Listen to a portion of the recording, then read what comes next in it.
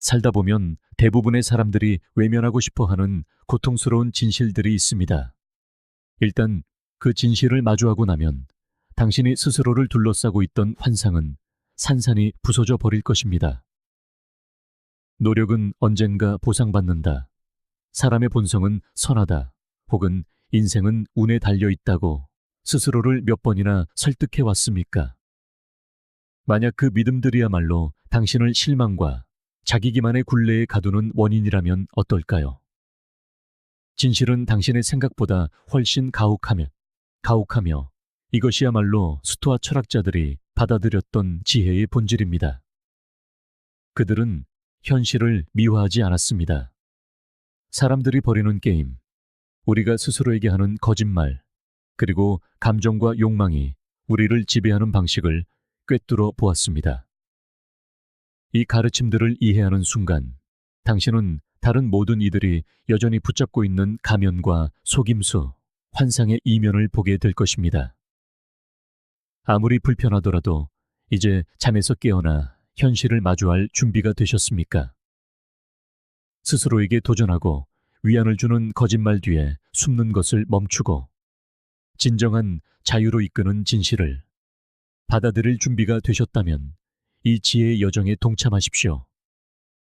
이것은 당신의 성장을 위한 지혜를 향한 그리고 있는 그대로의 세상을 마주할 힘을 발견하기 위한 약속입니다. 첫 번째 가르침. 사람은 논리가 아닌 감정으로 움직입니다. 우리는 스스로를 신중한 사고와 논리적 추론에 따라 결정을 내리는 이성적인 존재라고 생각하고 싶어 합니다. 하지만 솔직해져 봅시다. 우리가 실제로 얼마나 자주 그렇게 결정을 내릴까요? 진실은 대부분의 경우 감정이 우리가 깨닫는 것보다 훨씬 더 강하게 우리를 움직인다는 것입니다. 감정은 우리가 세상을 보고 행동하는 방식에 영향을 미치는 강력하고 때로는 압도적인 힘입니다. 우리의 이성적인 마음이 개입할 기회조차 갖기 전에 행동을 결정짓기도 합니다. 필요하지도 않은 물건을 사거나 원하지도 않는 일에 동의했던 적이 몇 번이나 있었습니까? 그저 그 순간 느낌이 좋았기 때문에 내린 결정. 그것이 바로 감정의 힘입니다. 그렇다고 감정이 본질적으로 나쁜 것은 아닙니다. 오히려 감정은 우리에게 무엇이 중요한지에 대한 귀중한 통찰을 제공합니다. 중요한 것은 그 감정에 어떻게 반응하느냐입니다. 마르쿠스 아우렐리우스와 같은 스토아 철학자들은 이 점을 깊이 이해했습니다. 그는 우리에게 이렇게 상기시켰습니다. 외부의 사건은 통제할 수 없지만 당신의 마음은 통제할 수 있습니다.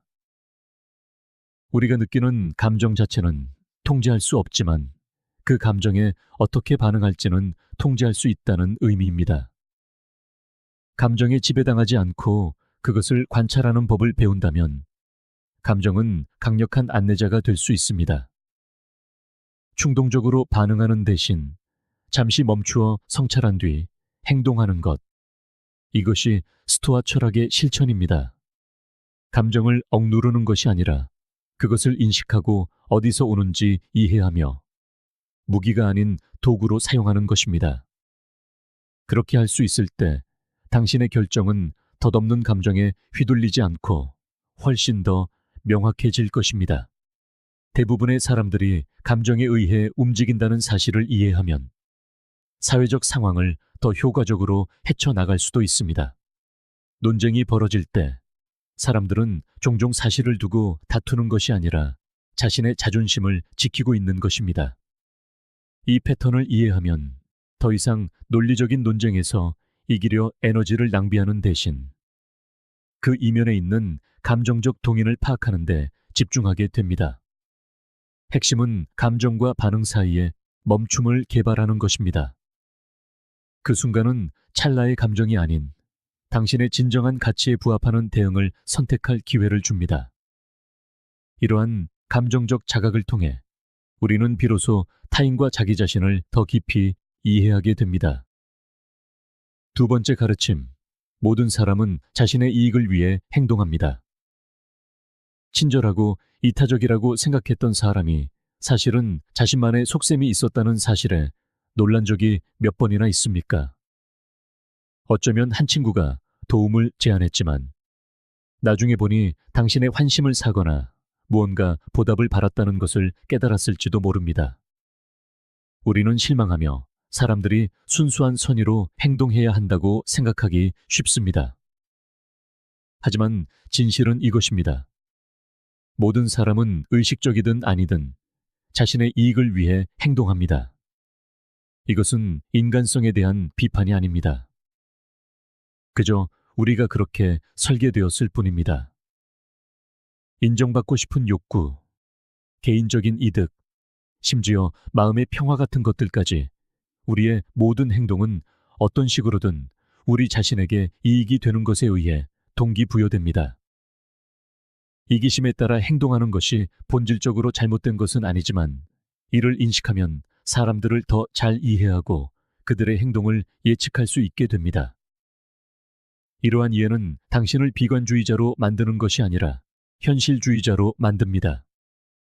당신은 더 이상 사람들이 본성을 거슬러 행동하기를 기대하지 않게 되고 대신 그들의 이익과 당신의 이익을 조화시킬 기회를 찾기 시작합니다. 심리학자 칼 융은 말했습니다. 우리를 짜증나게 하는 타인의 모든 것은 우리 자신을 이해하도록 이끌 수 있다. 다른 사람의 이기심을 인식하는 것이 우리 자신의 욕망과 동기를 돌아보게 한다는 강력한 통찰입니다. 모든 사람이 자신의 필요와 욕구에 따라 움직인다는 것을 받아들이면 더 현명한 결정을 내리고 기대를 관리하며 더 견고하고 정직한 관계를 구축할 수 있습니다. 이것은 타인을 이용하라는 의미가 아닙니다. 사람들이 참여하고 있는 게임의 본질을 이해하고 자신의 가치를 지키면서 그 게임을 유리하게 이끌어가는 방법을 배우는 것입니다. 세 번째 가르침. 대부분의 사람은 자신에 대한 진실을 감당하지 못합니다. 솔직히 말해, 우리 대부분은 자신에 대한 진실을 잘 다루지 못합니다. 진실은 불편하고 때로는 고통스럽습니다. 우리가 보고 싶지 않은 것들을 직시하게 만들기 때문입니다. 우리는 모두 자신이 누구인지에 대해 공들여 만들어낸 이야기에 보호막 안에서 살고 싶어 합니다. 그 이야기를 유지하는 것이 불편한 사실을 마주하는 것보다 훨씬 쉽기 때문입니다. 하지만 진실은 당신의 안락함에 관심이 없습니다. 당신의 자존심이나 이미지에 신경 쓰지 않습니다. 진실은 그저 존재할 뿐입니다. 마지막으로 듣고 싶지 않은 말을 들었던 때를 떠올려 보십시오. 대부분의 사람들의 본능적인 반응은 방어입니다. 우리는 재빨리 해명하거나 정당화하거나 비판의 화살을 다른 곳으로 돌리려 합니다. 왜냐하면 그 진실을 받아들이는 것은 우리가 인정하고 싶지 않은 무언가를 인정하는 것을 의미하기 때문입니다. 그러나 우리가 진실을 피하면 피할수록 우리는 자신의 성장을 제한할 뿐입니다. 스토아 철학자들은 이 점을 너무나 잘 알고 있었습니다. 마르쿠스 아우렐리우스는 혹독한 자기 성찰로 유명했습니다. 그는 자신을 자책하기 위해서가 아니라 더 나아지기 위해 자신의 약점과 결점을 끊임없이 되돌아보았습니다. 그는 이렇게 썼습니다. 이웃이 무엇을 말하고 행하는지 살피지 않고 오직 자기 자신이 행하는 것에만 집중하는 사람은 얼마나 많은 번뇌를 피하는가. 마르쿠스는 성장의 불편한 진실을 마주하는 것이 필수적임을 알았습니다. 정직함은 나약함을 드러내는 것을 요구하기에 대부분의 사람들이 피합니다. 하지만 자신에게 정직해질 수 있을 때 진정한 변화가 시작됩니다. 에픽테토스는 우리에게 상기시켰습니다. 우리는 외부 환경을 선택할 수 없지만 그것에 어떻게 반응할지는 언제나 선택할 수 있다. 마찬가지로 우리는 자신에 대한 진실에 어떻게 반응할지 선택할 수 있습니다. 그것을 마주하고 성장할 것인가, 아니면 도망치고 정체되어 있을 것인가. 진실로부터 도망치는 것을 멈출 때 당신은 더 이상 자기 환상의 죄수가 되지 않습니다. 당신은 삶의 통제권을 되찾게 됩니다. 진정한 힘은 바로 거기에 있습니다. 네 번째 가르침. 당신의 성공은 누군가의 미움을 사게 될 겁니다. 여기 씁쓸한 진실이 있습니다. 당신이 성장하기 시작하면 어떤 사람들은 당신을 원망하기 시작할 것입니다. 당신이 잘못한 것이 있어서가 아닙니다.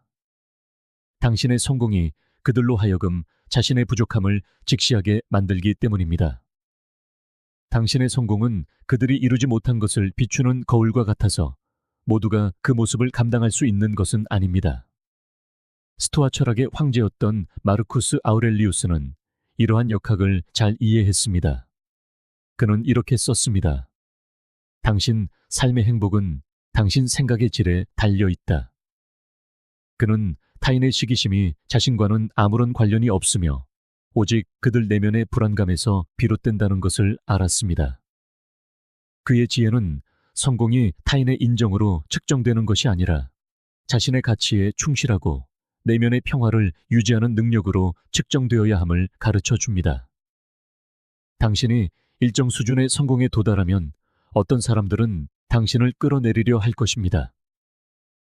그들이 당신을 미워해서가 아니라 당신의 성공이 그들의 자아상을 위협하기 때문입니다. 자신의 한계를 받아들이기 힘들어하는 그들에게 당신의 성취는 그들이 이루지 못한 것을 직시하게 만듭니다. 그들의 반응은 당신이 아닌 그들 자신에 대한 것임을 인식하는 것이 핵심입니다. 그렇다면 어떻게 해야 할까요? 첫째, 개인적으로 받아들이지 마십시오. 사람들의 반응은 당신의 단점이 아니라 그들 내면의 투쟁을 반영하는 것입니다. 둘째, 계속 나아가십시오. 더 높이 올라갈수록 더 많은 저항에 부딪히겠지만 그것은 당신이 올바른 길을 가고 있다는 신호이기도 합니다. 결국 성공은 모든 사람을 행복하게 만드는 것이 아니라 자신에게 충실하고 성장을 계속하며 다른 사람의 부정적인 시선에 흔들리지 않는 것입니다. 다섯 번째 가르침. 모든 사람은 당신에게 무언가를 팔려 합니다. 누군가와 대화를 나누다가 그 사람이 단지 당신에게 무언가를 팔려고 한다는 것을 중간에 깨달은 적이 있습니까? 그것은 제품일 수도, 생각일 수도, 혹은 자신이 한 일에 대한 인정일 수도 있습니다. 미묘하지만 분명히 존재합니다. 원치 않는 조언을 하거나 무언가를 강요하거나 부탁하기 전에 비위를 맞추는 사람들. 이 패턴을 인식하기 시작하면 당신은 그것을 어디에서나 보게 될 것입니다. 사람들이 악의적이라는 뜻은 아닙니다. 단지 모든 상호작용이 어떤 식으로든 당신에게 영향을 미치려는 시도라는 것입니다. 스토아 철학자들은 인간 행동을 예리하게 관찰했고 사람들이 끊임없이 서로에게 영향을 미치려 한다는 것을 이해했습니다. 마르쿠스 아우렐리우스는 이렇게 썼습니다. 영혼은 그 생각에 빛깔로 물든다. 그는 우리가 깨닫든 깨닫지 못하든 끊임없이 타인에게 영향을 받는다는 것을 알았습니다. 문제는 우리의 마음을 지키고 우리가 받아들이는 것을 의식적으로 선택하는 법을 배우는 것입니다. 모든 상호작용에 숨겨진 동기가 있다는 것을 깨달으면 다른 사람들의 의도에 휩쓸리지 않고 누구를 그리고 무엇을 당신의 삶에 들일지 의식적인 선택을 하기 시작합니다. 이것은 불신을 가지라는 말이 아니라 신중해지라는 의미입니다. 다른 사람의 의도를 파악하는 것은 당신을 더 영리하게 만들 뿐만 아니라 당신의 삶에서 더 나은, 더 의식적인 선택을 할 수 있는 자유를 줍니다. 여섯 번째 가르침. 사람들은 행동으로 자신을 보여줍니다. 그 모습을 믿으세요. 사람들이 하는 말, 특히 우리가 듣고 싶어 하는 말에 빠져들기 쉽습니다. 우리는 다른 사람의 좋은 면을 믿고 싶어 하고 무언가 잘못되었다는 작은 신호들을 무시하곤 합니다. 하지만 현실은 이렇습니다. 사람들은 말이 아닌 행동으로 자신이 누구인지를 보여줍니다. 그들의 진정한 성격은 사소한 행동, 습관, 그리고 일관된 태도에서 드러납니다. 문제는 우리가 종종 이런 신호들을 무시하고 언젠가는 그 사람이 변할 것이라고 스스로를 설득한다는 점입니다. 하지만 진실은 사람은 좀처럼 변하지 않는다는 것입니다. 그들의 행동은 그들이 누구인지를 끊임없이 반영합니다. 말이 아닌 행동으로 사람을 판단하기 시작할 때 우리는 공허한 약속에 속지 않고 일관성, 진실성, 신뢰성과 같이 진정으로 중요한 것에 집중하기 시작합니다. 이러한 신호들을 보았을 때 어떻게 해야 할까요? 답은 간단합니다. 약속이 아닌 패턴을 신뢰하십시오. 누군가 지속적으로 당신을 실망시킨다면 그것은 일회성 실수가 아닙니다. 그것이 바로 그 사람입니다.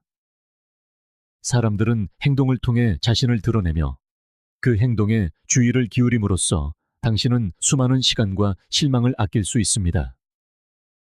이 가르침은 아무리 불편하더라도 진실을 인식하고 그 진실을 바탕으로 당신의 결정을 내리도록 힘을 실어줍니다.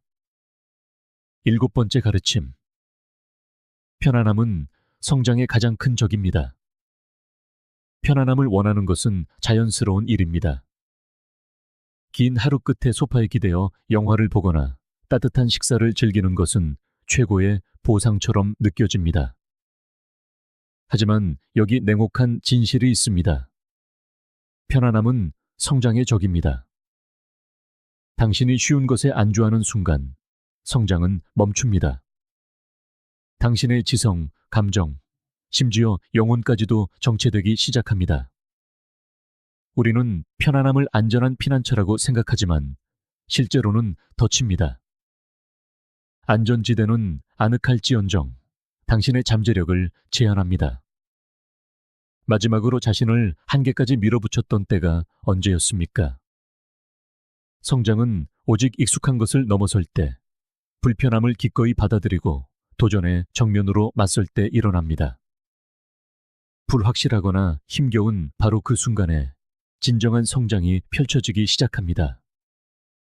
성장은 불편함을 요구합니다. 그 자리에 머물라고, 안전하게 있으라고 속삭이는 저항을 이겨내야만 합니다.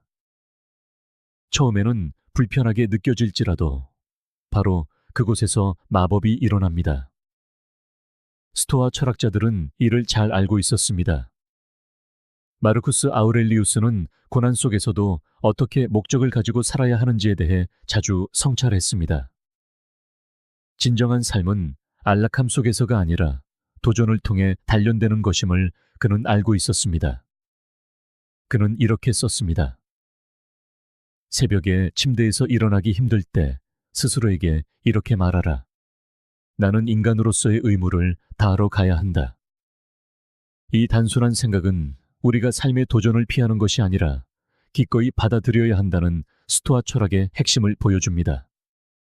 힘들게 느껴질 때도, 안락함에 머물고 싶은 유혹이 들 때도 우리는 성장하고 우리 자신의 목적을 달성하기 위해 스스로를 밀어붙여야 합니다. 마르쿠스에게 성장이란 단순히 외적인 성공을 이루는 것이 아니었습니다. 내면의 힘을 기르는 것이었고, 그 힘은 삶의 불편함에 정면으로 맞설 때만 얻을 수 있었습니다. 한번 생각해 보세요. 안전지대를 벗어날 때마다 우리는 회복 탄력성을 키우고 기술을 연마하며 인격을 단련하게 됩니다. 저항을 이겨낼 때 우리는 정신적으로나 감정적으로 더욱 강해집니다. 문제는 우리가 편안함에 안주하고 어려운 일을 피할 때 발생합니다. 도전 의식을 주지 않는 직장에 머무는 것, 정체된 관계를 유지하는 것, 쉬운 길만 택하는 것은 쉽습니다. 하지만 그런 선택은 우리를 작은 존재로 머물게 합니다. 진정으로 우리가 될 수 있는 모습으로 발전하는 것을 가로막는 것이죠. 불편함을 받아들이라는 것이 고난 자체를 찾아다니라는 의미는 아닙니다. 비록 한계에 부딪히더라도 성장의 기회를 찾으라는 뜻입니다. 직장에서 새로운 프로젝트에 도전하는 것, 사랑하는 사람과 어려운 대화를 나누는 것, 혹은 완전히 새로운 무언가를 시도하는 것. 바로 그 불편한 순간들이 당신을 더 나은, 더 강한 사람으로 만들어 갑니다. 훗날 돌이켜보면 당신이 마주했던 모든 도전이 성장의 필수적인 부분이었음을 깨닫게 될 겁니다. 결국 가장 위대한 성장은 안전지대를 벗어날 때 일어납니다. 불편함을 기꺼이 받아들이고 미지의 세계에 맞설 때 진정한 마법이 시작되는 것이죠. 처음에는 힘들겠지만 한 걸음 한 걸음 나아갈수록 당신은 더욱 강인해지고 유능해지며 자신의 잠재력을 더 깊이 깨닫게 될 것입니다. 그러니 다음에 편안함에 머물고 싶은 충동이 들 때 기억하세요. 그곳에서는 성장이 일어나지 않는다는 것을요. 8번째 교훈. 당신은 언젠가 죽고 당신의 걱정, 대부분은 의미가 없습니다. 이것이 대부분의 사람들이 외면하는 진실입니다. 우리 모두는 죽습니다. 유쾌한 생각은 아니지만 우리 모두에게 보장된 유일한 사실이죠. 아무리 많은 계획을 세우고 아무리 성공하더라도 또 아무리 애써 피하려 해도 죽음은 궁극적인 끝입니다. 조금 무겁게 들릴 수 있다는 걸 압니다. 어쩌면 불편하게 느껴질 수도 있겠죠. 하지만 잠시만 제 이야기를 들어보세요. 이 사실을 진정으로 받아들이는 순간 모든 것이 변하기 때문입니다. 마치 장막이 걷히고 삶을 명확하게 보기 시작하는 것과 같습니다. 한때 스트레스 받았던 일들, 사소한 다툼과 성가신 일들이 갑자기 그 무게를 잃게 됩니다. 죽음이라는 현실 앞에서 진정으로 중요한 것들이 선명하게 드러납니다. 우리가 결국 중요하지도 않은 일에 얼마나 많은 시간을 낭비하는지 생각해 보세요. 소셜미디어에서의 논쟁, 직장에서의 갈등, 친구나 가족과의 사소한 의견 다툼. 이 모든 것들이 우리의 정신적, 감정적 공간을 차지합니다. 하지만 자신의 유한함을 진정으로 깨닫는다면 더 이상 사소한 일에 연연하기 어렵습니다. 우리가 화를 내는 대부분의 일들이 인생이라는 거대한 그림 속에서는 찰나에 지나지 않고 하찮다는 것을 깨닫기 시작합니다. 누군가 온라인에서 한 말이나 1년 뒤에는 기억도 나지 않을 논쟁 때문에 왜 스트레스를 받아야 할까요? 물론 그 순간의 상처나 감정이 진짜가 아니라는 뜻은 아닙니다. 하지만 이 땅에서의 시간이 한정되어 있다는 것을 받아들이면 어디에 에너지를 쏟을지 더욱 현명하게 선택하게 됩니다. 칼 융 또한 자신의 저서에서 죽음을 받아들이는 것의 중요성을 강조했습니다. 그는 이렇게 말했죠. 일생의 특권은 진정한 자기 자신이 되는 것이다. 진정한 자기 자신이 되는 과정에는 우리의 시간이 유한하다는 것을 깨닫는 것도 포함됩니다. 이 깨달음은 우리가 미루는 것을 멈추고 완벽한 순간을 기다리지 않으며 가장 깊은 가치관에 따라 행동하도록 이끕니다. 시계가 똑딱거리고 있다는 것을 알기에 진정으로 중요한 것이 무엇인지 마주하고 우선순위를 정하게 만드는 것이죠. 죽음이라는 생각은 불안할 수 있지만 동시에 우리를 자유롭게 합니다. 시간이 유한하다는 것을 인정할 때 우리는 더 진정성 있게 살기 시작합니다. 삶의 가치를 더하지 않는 일에 시간을 낭비하는 것을 멈추게 되죠. 대신 소중한 관계, 성취감을 주는 일, 그리고 진정한 자아와 일치하는 경험에 집중하게 됩니다. 타인의 평가를 두려워하며 살기에는, 덧없는 성공을 쫓기에는, 원망을 품고 있기에는 인생이 너무 짧다는 것을 깨닫기 시작하는 겁니다. 스토아 철학자들이 주장하듯 죽음을 받아들이는 것은 병적으로 죽음에 집착하는 것이 아니라 명료함을 얻기 위함입니다. 그것은 주변의 소음을 꿰뚫고 진정으로 중요한 것에 집중하도록 돕습니다. 의도적으로 목적과 열정을 가지고 살아가라는 외침인 셈이죠. 자신의 유한함을 진정으로 깨달을 때 다른 모든 것들은 덜 위협적으로 느껴집니다.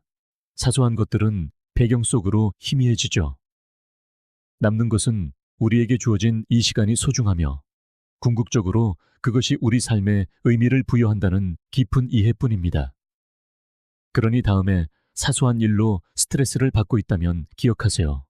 당신은 언젠가 죽는다는 것을요. 그리고 그 사실 자체가 바로 지금 이 순간을 온전히 살아야 한다는 가장 위대한 깨우침입니다. 인생은 짧고 우리가 영원히 이곳에 머물지 않으리라는 것만이 유일한 확실한 사실입니다. 그러니 더 이상 사소한 일들이 당신의 평화를 앗아가게 두지 말고 진정으로 중요한 것에 집중하기 시작하세요. 진실을 받아들이고 목적을 가지고 살아가며 모든 순간을 소중히 여기세요. 오늘 내용이 마음에 와 닿으셨다면 화면에 보이는 다음 영상을 통해 스토아 철학의 지혜를 더 깊이 탐구해 보세요. 스토익 저널과 함께 해주셔서 감사합니다. 우리 함께 계속해서 성장해 나갑시다.